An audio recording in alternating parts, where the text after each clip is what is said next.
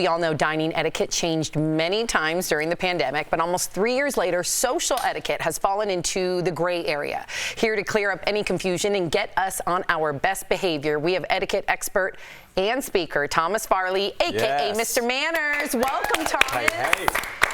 Hi, BBL crew. Great to see you all again. It's good to see you. And I just like Jeff just said, Tom, you're always looking sharp. So we appreciate you being here. Now, I want to ask you. Thank you. I'll try to be a zaddy. Oh, yeah. I think you've done it, my friend. Honestly, man, you look great as always. Now, the good news is most restrictions have been lifted. COVID is what I'm speaking of. So we're seeing more people at parties and gatherings.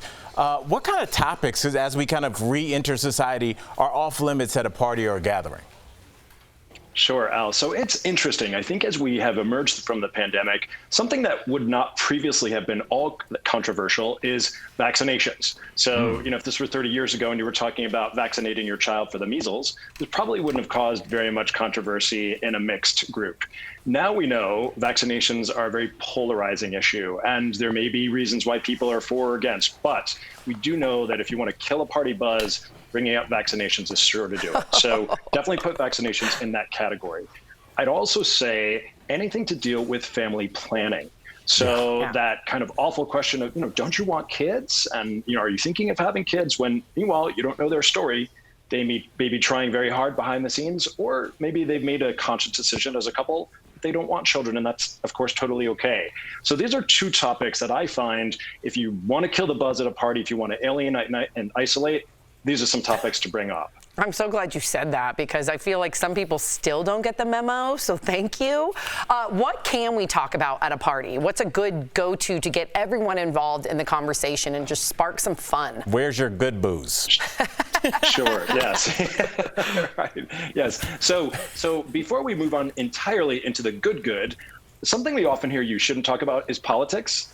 I actually say if you can have a civilized conversation about politics, this is actually a good thing, providing you're not holding the rest of the party hostage. So you want to go talk politics, do it respectfully, and it can be a wonderful opportunity to share your views, but do it in what I call the caucus room, so away from everyone else. But if you're not a political animal and you have no interest in talking politics, let alone hearing about it, some things that I think are great conversation starters are talking about things that people are excited about. So where are you looking forward to visiting in 2023? What are some of the things that we weren't able to do during pandemic that you're so excited to be able to do again? Anytime you talk about things that people are actually happy and excited about, you raise the endorphin level and people start feeling those same feelings as if they were actually in those destinations that they're discussing. Ooh, raising endorphins. Okay. So, it used to be normal to encourage your guests or fellow party goers to have a drink. Is this welcoming or super inappropriate? Sure. So I respect the motivation behind this idea. And certainly alcohol, we know, can be a social lubricant, and it can make a party fun, and it can kind of put anybody, especially those with any sort of social anxiety, it can put them at ease. So certainly, as we enter the month of, or part of in the month of Sober October, I want to respect the choices and the judgments of those who are not abstaining. And again, they can be not abstaining for a variety of reasons. Maybe they are on the wagon. Maybe they are on medication that prevents them from taking alcohol. So the key is for any good host and frankly a fellow guest at a party to not be a pusher. So you have the alcohol there, you have the cocktails there. For those that want to partake, fantastic. But for those who are not partaking, you're not going to push them, you're not going to ask them why they're not drinking, and you're going to have an option other than flat or still sparkling water, because you want them, when the toasting time comes, you want them to have something that they can actually participate that's not going to bring bad luck. All right, so we only have like a minute left, but I wanted to get this in. In the Midwest, we got this thing when it's time to go, you're just like, oh, did you just bring up politics? Well, time to go. And then you just kind of get up and go, right? It's kind of everybody knows that gesture. But if you're hosting the party, how do you get everybody out of it? That's a good question. Yeah, what do you do? Sure. Well, I love the whelp strategy, Jeff. I don't know if I could pull it off as well as you just did, but nicely done there.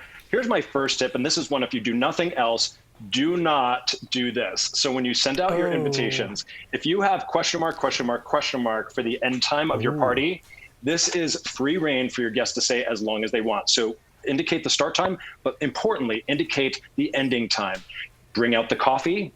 You can also say, what can I send you home with? Are there any other food items that you'd like to bring home with you? This is another way of planting that suggestion. That is amazing. Coffee. So you want me to make you a to-go plate? Yeah. Can you imagine having at your party, and if you have one of those faux pas, like, do you go up and like shake your hand? Do you cringe inside? I can't imagine, Thomas. That's great. I like that. I save it all up here for the book. Yeah, That's good really for good. you. I know, Thomas. Thank you for that, DBL Nation. Make sure you check out Thomas's website, Mr-Manners.com, for more etiquette tips. We'll be right back. Love it. Thank you. Thanks, everyone.